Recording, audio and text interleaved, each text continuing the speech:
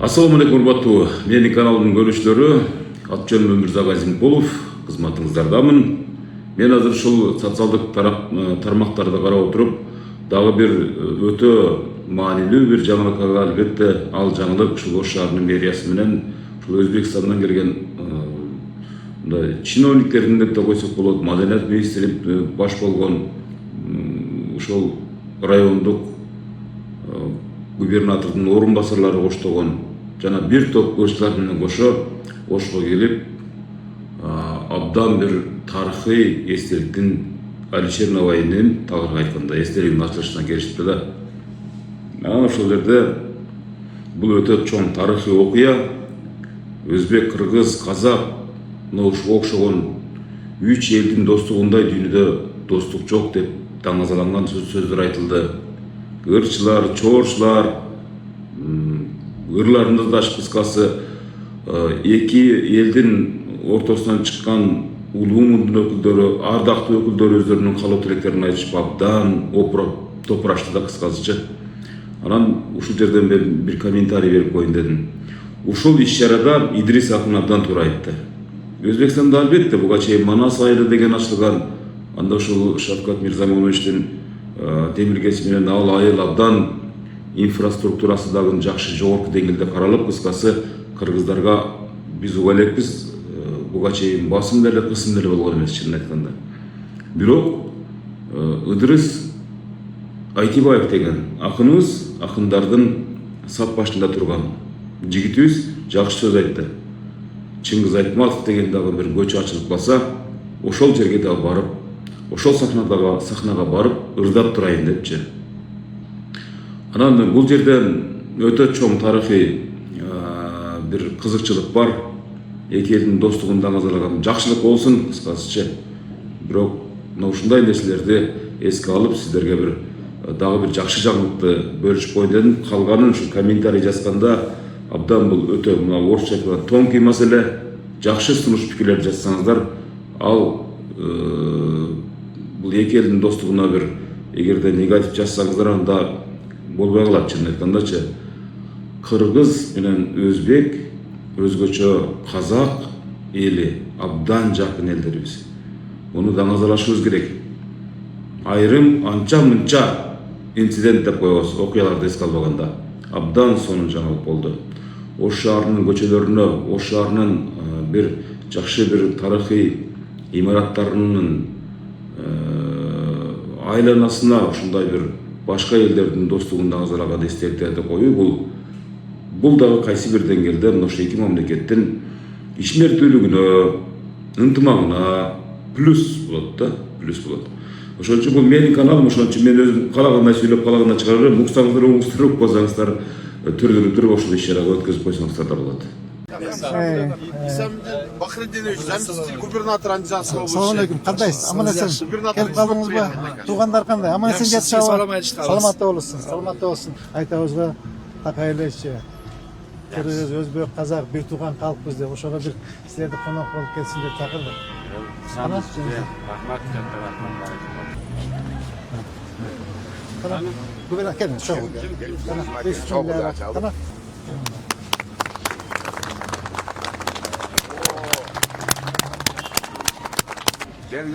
Konakları. Gubernatör al, siz alın. Siz alın. Ha. Zam istiyor. Tamam. Kana gelin bize.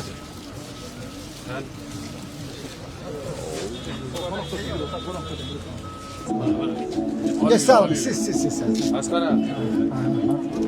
Alın, gubernatör aldı. Kana. Koçanın açılışı bu. Koçan. Alişer Navayet bunda koçan. Kana bismillahirrahmanirrahim. Kana geliniz de. Kana bismillah. Kana. Akjoltoy yol bolsun ha. Kana bismillah. Eyvallah.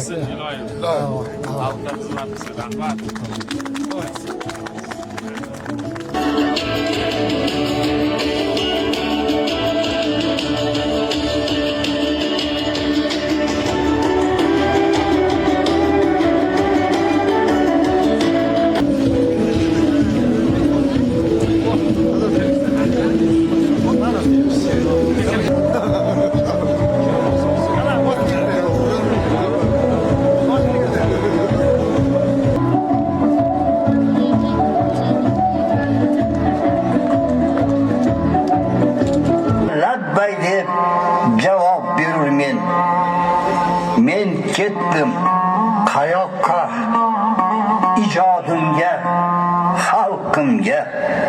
Alisher qayting, huzurimda qoling. Suyulur düğünü ötse de andan da artık suyum ömrü aziz.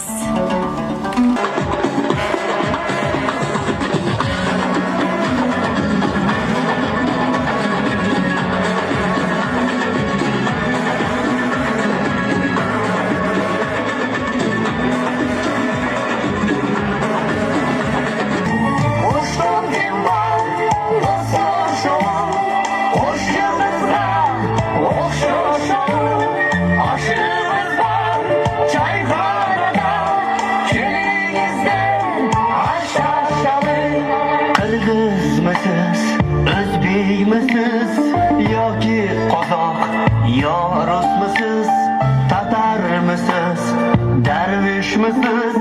Keling do'stlar, do'stlashamiz. Damlardan alam damlar, faqat qo'liga o'xshaydi. Damlardan alam damlar, o'shal damlar, o'shal damlar. Muhtaram aziz mehmonlar, biz Alisher Navoiyning avlodi, davomchisi oqinlar, demak o'zbekcha she'r aytishga imkon bor. Madam hunarni Xudo berganda, o'zimizga jon qo'shni O'zbekistondan mehmonlar o'shimizga kelganda, xo'sh kelibsizlar biz tomon. Mana bu guldiroz endi qarsaylar, qabul olinglar aziz mehmonlar siz tomon. Mana bu xalqni yarmisi Chingiz akamni ko'ray deb, mana bu xalqni yarmisi Ozod akamni ko'rmasam yashamasdan o'lay deb sog'inib yurib kelishdi. Sog'inganlar ana ko'ring yana qarsay berishdi. O'shan uchun tug'anlar, do'stlik uchun arg'achan ardaqda boshdan egili. Bekem bo'lsin do'stlig'ing, do'stlikqa xizmat qiladi, do'stlik devirdab turadi. Hirimding anda to'xtatim, mening anda bir gapni qo'sqosam, o'shuni menen to'xtayın, qalgan qatgan gaplarida buyursa, Andijondagi tarafda Chingiz Aytmatov degan bir ko'cha ochilib qolsin ilayim, aljaqdan irdab qo'sqoyim. Muhmikin qargimdin nursu,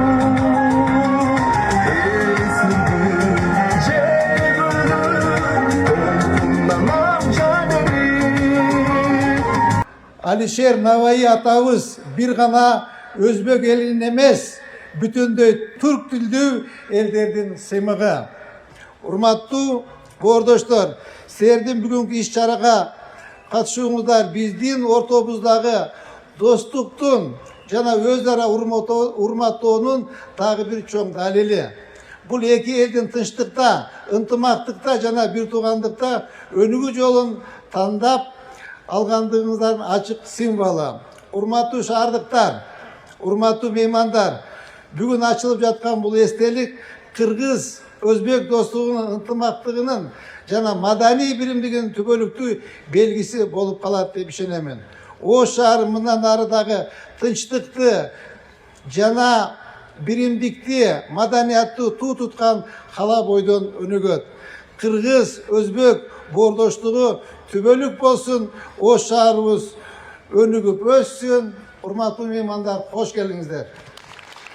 Мен Takay aytıp gelem, dağı bir yol aytıp koyun. Dünya yüzünde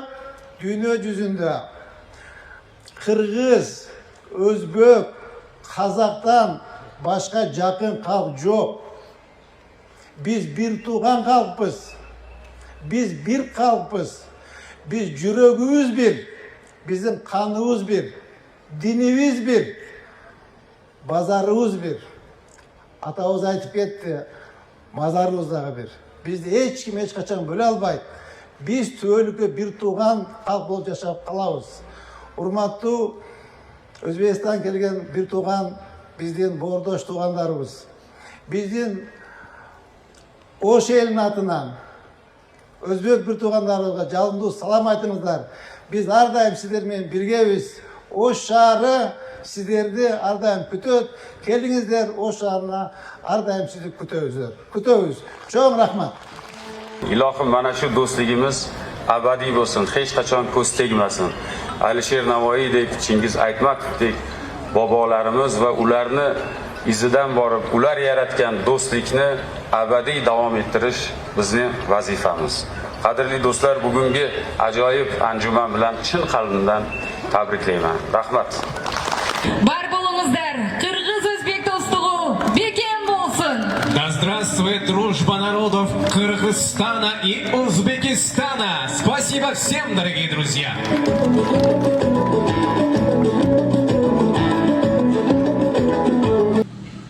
Мен дагы бир нерсени айтып коеюн. Бул жогоруда болуп аткан иш-чаралар абдан туура, абдан перспективдүү, анан коомго дагы, мамлекетке дагы, анын ичинде өзгөчө Ош шаарына дагы абдан пайда алып келе турган, өнүгүүгө карай бет алуу ыргагын колдогон жакшы көрүнүштөрдүн бири да. Анан мен ойлойм, мисалы мамлекет тарабынан бөлүнгөн акча каражаттарды үнөмдүү, сарамжалдуу пайдаланып аткан чыгар. Азыр көбүнчө ушу инфраструктурага, социалдык имараттарды, жолдорду оңдоп түзөө менен гана алек болуп атабыз, бирок мен ойлойм, бара-бара же кийинки жылдарыбы, кыскасы же быйылкы ушул 2026 жылкы бюджеттеби ушул шаардын социалдык маселелерин дагы, өзгөчө ошо айыл чарба багытындагы кымбатчылыкты жоюу максатында дагы бир сунуштар болгон чыгар деп ойлойм да. Эми бул жалпы мамлекеттик алып барганда бул жалпы мамлекеттик деңгээлдеги аракеттер болушу мүмкүн, бирок ошол эле мезгилде өзгөчө мисалы үчүн элдин социалдык абалы деп кайталабадымбы? Элдин турмуш тиричилигин да эске алып коюш керек. Бийик имараттарды салуу менен, аны сатуу менен, же болбосо кооз имараттарды салуу менен, ал жерге ижара төлөтүү менен бул нерсе бүтпөйт. Имараттарды салып койсок, жолдорду оңолуп калса эле адамдардын жашоо деңгээли өзгөрүп кетпейт да. Бирок мен ойлойм, кезек-кезеги менен кетип аткан чыгар депчи. Кудай буйруса дагы 1-2 жыл аралыгында анан уже элдин социалдык турмушуна мамлекет тарабынан дагы абдан чоң көңүл бөлүнсө керек деп ойлойм. Имараттар салынып атат, туура. Баардык социалдык маселелер чечилип атат. Акырындык менен башаты бар. Бирок ошол эле мезгилде элдин муктаждыгын көбүрөөк ойлой тургандагы заман келип калар алдыда. Мында план программалар болсо керек деп ойлойм. Себеп дегенде азыр мисалы үчүн ол ипотекалык үйлөр мисалы бул азыр жеткиликтүү деп программасында айтылганы менен мисалы үчүн абдан кезекке туруу өтө кыйын болуп атат. Чын айтканда анан аны сатып алуу бул эми мамлекет тарабынан салынып аткан үйлөр. Эми баягы баасы кезек кептеп жеткенден кийин төлөсө болчудай, бирок коммерциялык эмес бекемелер куруп аткан жеке ишкерлер салып аткан үйлөрдүн баасы асман чоп кетти. Чын айтканда буларды кимдер сатып алат, булар кимге сатышат, маселе ошондо. Анан эптеп 1-3-4 жыл аралыгындагы ошол батирге болгон акысын төлөй албай, же ошол жердеги пайщиктер деп коебуз, кардарлар качып, же ошол фирма, курулуш фирмасынын ээлери качып, дагы эле кесипир токтой элек. Ошо окшогон маселелерди дагы абдан бир көңүлгө алып коюу учурдун талабы.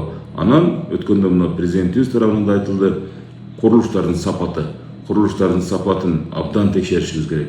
Жолдордун дагы сапатын карап коюшубуз керек. Себеп дегенде айрым жаңы салынган жолдор эми көп эмес, бар ичинде.